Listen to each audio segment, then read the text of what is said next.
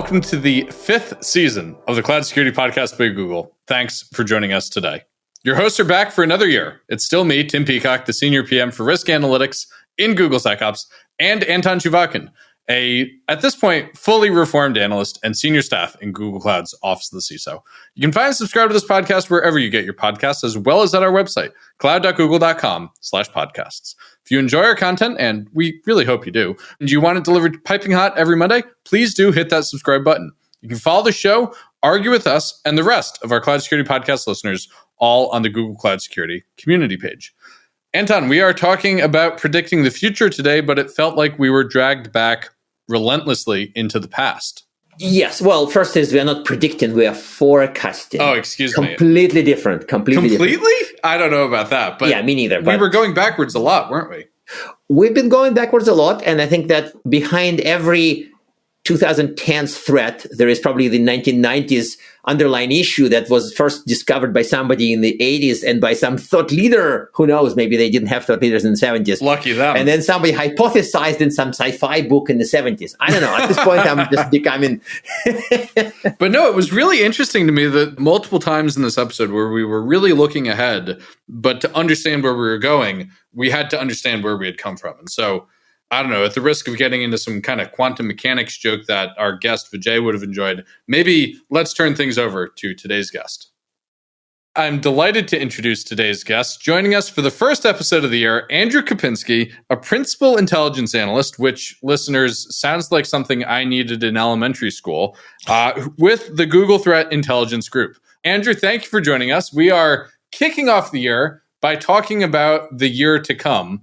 We've got this forecast that we do seemingly every year, which I guess is how annual forecasting works. What's in it this year? What's exciting?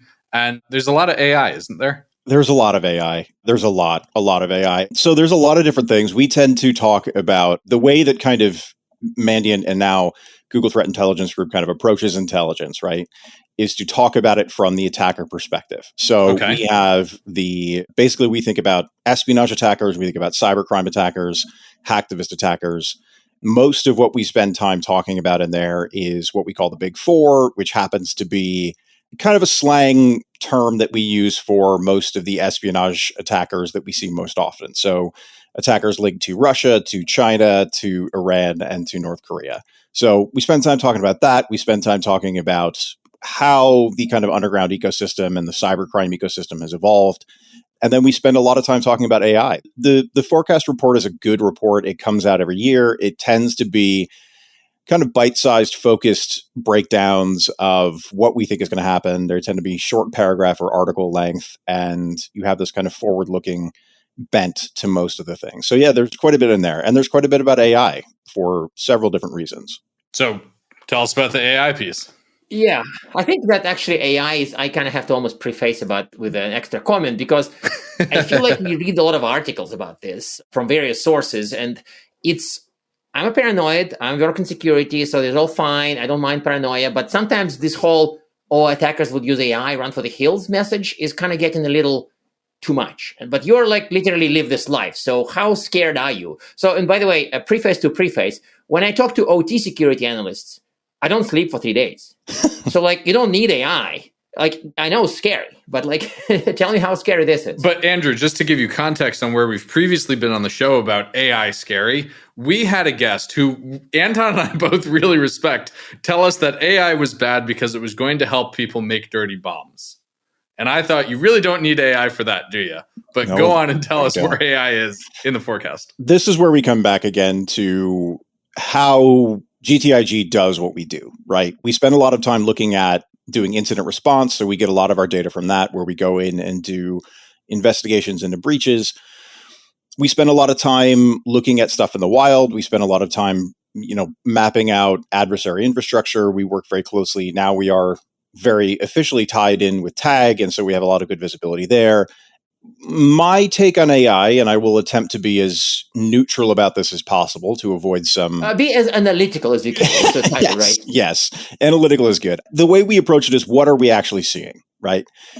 AI is allowing some attackers, particularly what we call IO attackers, right? So influence operation attackers, people who are creating fake news and campaigns and all this stuff. It's allowing them to do what they were going to do faster, right? A lot of what we're seeing is, there's fake news articles, there's fake broadcasters in some cases, there's all these other different clips. They are using AI to generate as much trash as they can throw to try and convince people across 100 million different platforms in many different languages of whatever they want them to believe. We are seeing some indication that there is demand in the cybercrime underground for guardrail-less AI models. Sure. I think that's probably the thing that's most interesting. But doesn't it just mean open source? Does it automatically mean kind open of, source? Right? I mean, there are open source models out there. Open weights. Sorry. Oh, but you know what's interesting is that means that the safety efforts by companies are working if there's demand for ones that don't have the working safety features. That's cool. Yeah, I mean, kind of. It won't let you. Yes, it won't let a lot of the things won't let you make malware that will. You can't talk to Gemini and tell it to break into Fort Knox yet. That one's kind of interesting because we have a lot of underground attackers who have a history of finding ways to host and provide hosting for bulletproof services. It's not that much of a leap to start acquiring kind of a very quick and dirty data center and, building out whatever you can with stolen or kind of, secondhand computational stuff, even if it's just a bunch of graphics cards that you get from a hijacked shipment somewhere. The big story, I think, right, about attacker use of AI, we have not seen anywhere any indication that malicious attackers, and we're talking some of the best funded, best resourced, best trained cyber spies and units in militaries anywhere on the planet, no real indication that they found a killer app for AI. Mm-hmm. Yes. And they're kind of like similar to many businesses. I think that's also very normal. Right. And you can go back and forth about whether that bodes ill or positive for kind of the general AI space. But in my mind, if the smartest bad people on the planet haven't found something cool to do with it yet, I don't see a lot more evolution coming in kind of the offensive space for AI. I could be wrong, but most of what we're seeing, I think, indicates that that's not really something that has gotten a lot of traction yet, which kind of fits for like enterprise options, right? That's both optimistic for security outcomes and depressing for some people's speculative stock investment outcomes. But it's also curiously logical. I think it's curiously logical because I think that if you experiment with AI in a rapid loop and you have no ethical boundaries, no safety boundaries, no boundaries at all, and you rapidly iterate and essentially you find maybe not nothing, but you find mostly efficiency use cases. You don't find mind-blowing, push the button to own somebody use cases, but you get efficiency use cases. It's kind of good. I think I chalk it for the positive for security. Yeah, I think it's positive in security. Yeah. I mean, again, the thing I always caveat is I don't have any visibility into the acquisition pipeline for the People's Republic of China, so I don't know what they're building. But so far, not a lot to indicate that there's anything particularly scary on the horizon. Okay, so AI aside, there's something very interesting in the report to me because I love thinking about where cloud and non-cloud come together, which is how compromised identities in hybrid environments are leading to compromise.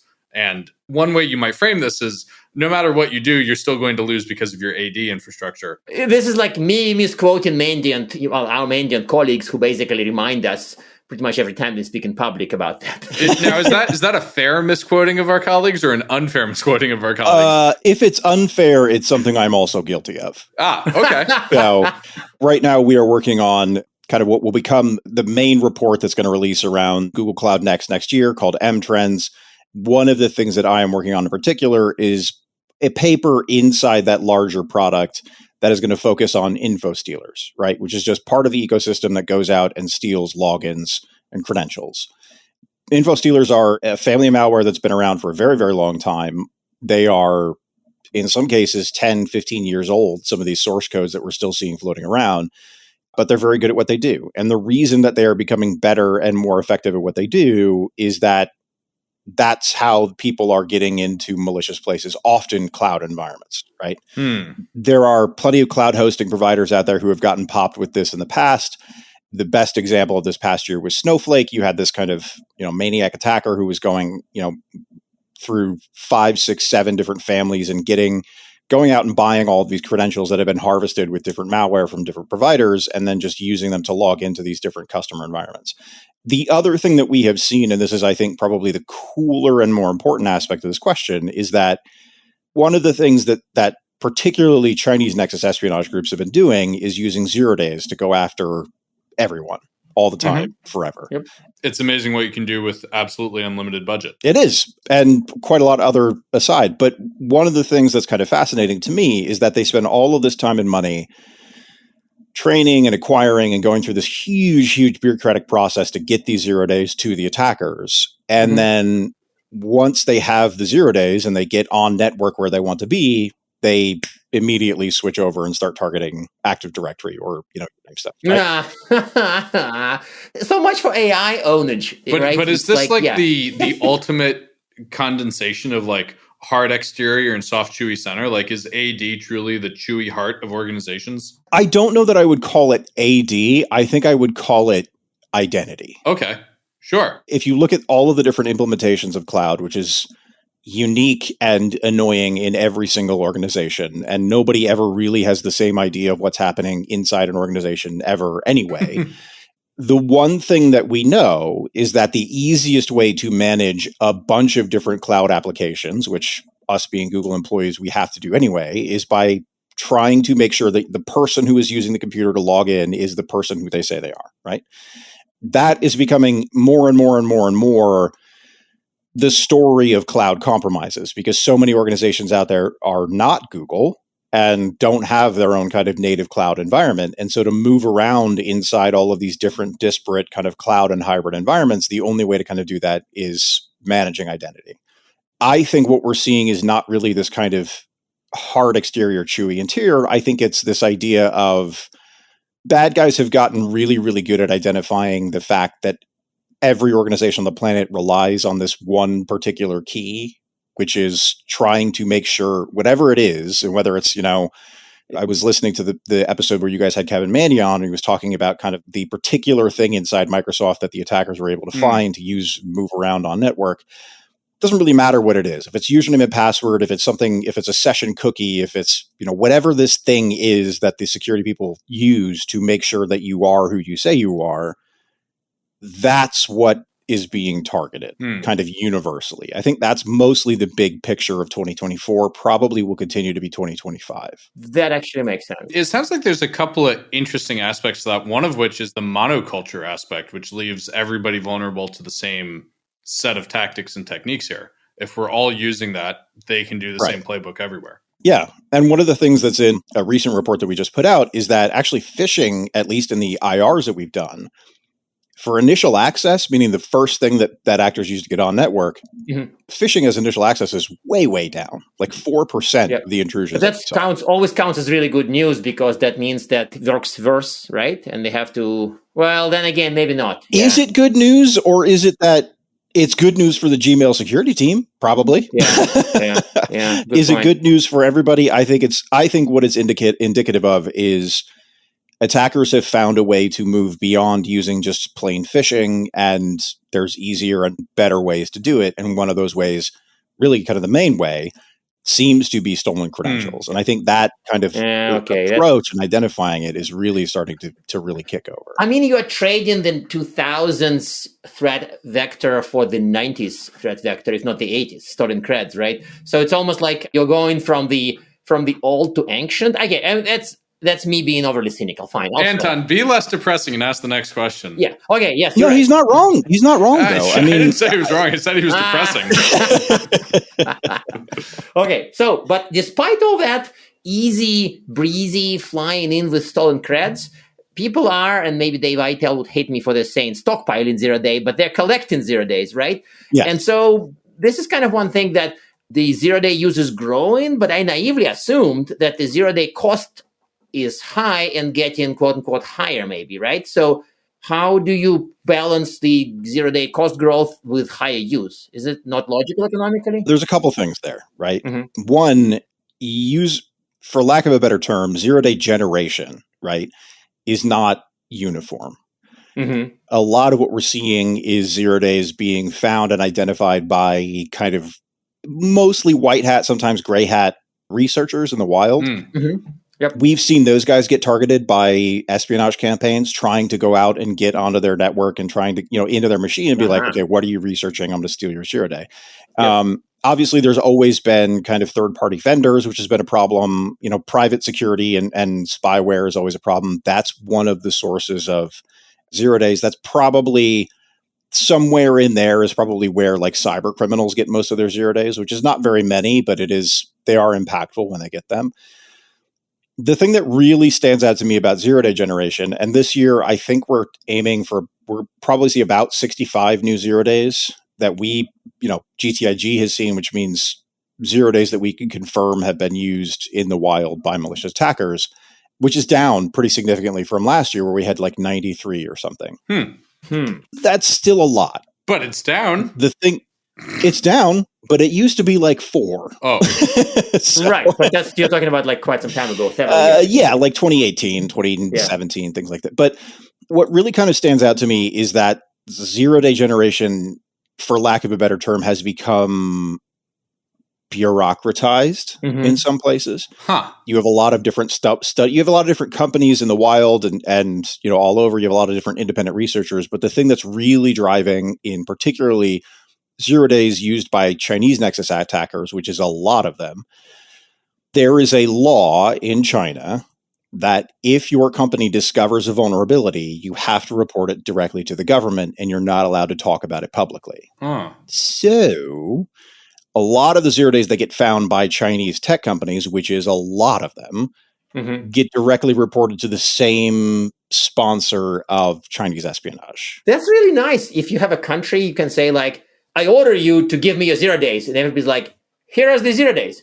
I didn't know you can do that. That's so cool. And on top of that, what is the other thing that China has done historically is the Tianfu Cup and a few other of these hacking competitions where they will get all of the smartest computer science students in a room and for 4 days sit them in the computers and say, find us 0 days. And if you find the coolest one, you will get scholarships and you'll get all this different stuff. And, we'll see on LinkedIn, I competed in the Tianfu Cup or things like that. Oh my God. That's another indicator of a potentially really good place to find people, not just who are finding 0 days, but also people who are good at finding 0 days. So what we're seeing is, I think you're correct in saying that the cost of finding 0 days has gone up. They're not kind of laying around the way they used to be in, a million years ago, but people are also using a lot more products these days. And the more products that people use, the more holes there's going to be in those products. And so, it might be harder to find them in like O365 and Google Chrome, but it's probably not hard to find it in some killer app that just got funding 18 months ago that you're using now in your enterprise. You know what I mean? That makes a ton of sense. So that's kind of where we are right now. Okay. That depressing topic. This is like a really rough start to the year, I'm feeling. If you walk away from today depressed rather than scared, I've done a great job. Oh, boy. That's right. Let's not switch to OT discussion. Okay, so we'll stay away from OT. Let's just talk about detection. What are you all seeing on like enterprise approaches to detection that work as opposed to ones that don't work? Maybe we'll take the optimistic framing. What's good in detection today? So this is kind of an area where I have to rely on secondhand knowledge, right? Like I was an English major who didn't know how to code when I first got hired. I still don't really know how to code, but my job is to talk with all of the people across all of GTIG and figure out what they're doing. The companies that are doing detection well, as far as I know, have simplified things. They've cut down on endpoints. They've cut down on different apps they're using. They get everybody on the same system, doing the same kind of thing. And they try to make things as simple and streamlined as possible, which inherently is going to shrink your attack surface, right? That's what I tend to see with a lot of these different companies that do security well, Google being probably the foremost, right? We all have the same kind of system. We all use the same kind of keys to get around. We all have Titan keys and all these different things that make sure we are who we say we are. That's the biggest thing that I've seen is that a lot of these companies that get popped sometimes haven't done audits or internal inventory for 10, 15 years. The people who built systems that are still in use have moved on or retired like 10 years ago. Mm-hmm. And a lot of these systems work and are still around and simply just stick around until somebody realizes like, oh my God, you haven't updated this in 7 years. Like, why? What's happening here? This resonates with something a user was telling me not too long ago about how they had detection content that worked really well in one part of the organization. It was absolute bollocks in another part of the organization. And so it made their whole DNR journey harder because they lacked that, call it consistency, maybe more than simplification. Right. But that makes a ton of sense. Yeah, right. And you have how many companies out there, Mandiant before we got acquired was a perfect kind of example, right? We had gone through, I'm now working with people at Google who hired me soon to be 12 years ago, fresh out of college, across like 4 different companies. How many different organizations out there are in that same boat where they've gone through acquisition, divestiture, merger, all of these different things, where a lot of systems are just still doing what they used to do and nobody's kind of making any waves because nothing's broken. So it's like cue the 80s jokes again, because it sounds like with some companies, it's the tech stack that was born quite some time ago before Tim. I mean, the one thing that I really would put a lot of crowdsourced funding behind would be like a Hulu documentary about the Y2K surge, right? Like how many guys at that point who had been retired or were close to retiring came out and did all this stuff because nobody had learned COBOL or whatever the other insane languages that have been around. Sure. If you're trying to do detection today and you have stuff that was written before many of your security folks were out of high school, you're going to be pretty hard pressed to actually figure out how to make detection work in that environment. I think that's really one of the biggest challenges that we see. I love that the detection advice has, at first blush, nothing to do with the detection. It's simplified and modernized. It's not, you should use this EDR, not that EDR. But it's also a big part of our success. It's almost like big part of our secret on DNR is exactly that, right? We don't, I think Tim's episode mentions this quite a bit. And of course, clients hate it because we tell them, consider redoing your infrastructure based on these principles, and then this magic happens over here. And they're like, what? Okay, this is a whole separate episode, so let's skip that. Yeah. So mind if I intrude with a big 4? Okay, maybe sure. That's appropriate. Oh. So I read these sections, and maybe I'm too far from like juicy intel work these days, but like some of the stuff just read to me like hackers hack, APTs APT, like it's sort of like what I expected to find there is what I found. Yeah, absolutely. So am I weird, or is this like... No. If you're somebody who's familiar with what the Big Four have been doing, there's not a lot that's surprising. There are a couple cool kind of juicy stories. DPRK using this like IT worker scheme is super weird and fascinating. For those who don't know, North Korean spies are just trying to get hired as remote workers at like all over. And it's really weird and it keeps happening. And it's very difficult to try and figure out how to stop it. That's kept us very busy. North Korea going after crypto is very busy. The biggest story, I think, for me is that 2024 was, thanks to a lot of the folks who have done a lot of good research, Mike Radji, who is no longer at Google, but one of the best researchers out there about China, put out this report about orb networks and all this stuff. What we're seeing in many of the different Big Four is, if your takeaway is that hackers hack, you're not wrong. This latest update on the Big Four, it's really kind of the continuation of the next chapter in a very, very long story. We are seeing Russia kind of adapt to some stuff. We expect to see them adapt to stuff that happens outside really of cyber. We expect them to be driven mostly by what happens in the diplomatic resolution of the war in Ukraine. China is doing a lot that's going to rest very, very heavily on a lot of the decisions being made by the incoming administration. Iran, same thing. There's a lot of different moving parts that are happening way outside cyber that are going to determine how these countries actually use cyber espionage in 2025. I think the biggest story that I think really needs to be highlighted for me of the Big Four is that China, with this kind of focus on generating 0 days, using those 0 days against endpoint detection that has to do with security and like edge network devices, and then hiding all of that behind what we call orb networks, which are basically these very, very large kind of custom built Tor botnets that Mm-hmm. their whole purpose is just to obfuscate traffic in the wild to prevent you from being able to detect on consistent command and control infrastructure. People would use Tor for that? No way. It's not Tor. It's different Their own stuff, yeah. but it is a relay, right? It's this kind of specific relay function. Got it. These different kind of growths in what we're seeing in these trends really have solidified. And so what we're seeing is the final stages of maturation, especially in Chinese nexus espionage, that really solidifies the fact that not only are they the most active, they're definitely the most dangerous attackers out there, in my opinion. But there's going to be a bunch of different analysts across all the different teams who are going to be screaming at me about this after this podcast. No, I think DPRK, York's scheme, and increased attacks against edge devices that cannot be instrumented with EDR, to me, are two very important takeaways. Because I keep arguing with people on X about and they're like, we're going to deploy EDR. And I'm like, oh, that's a bad your router is so owned. Forget it. And they're like, I don't know. Sorry. Fine. Tim, go to closing. So, Andrew, I hate to do this. And this has been one of I haven't recorded an episode in a long time because I was out, listeners, but now I'm back. So fun to start the season this way. This has been a ton of fun.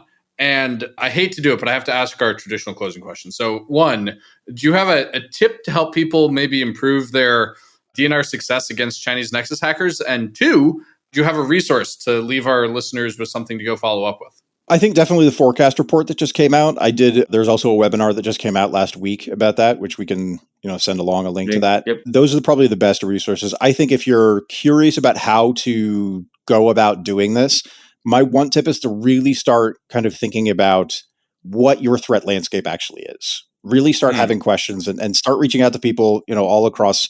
This is our whole thing with GTIG is we're here to try and help you understand what the biggest risks are and how to combat them. You're not really going to be able to fight those risks if you don't know who's most likely to come after you.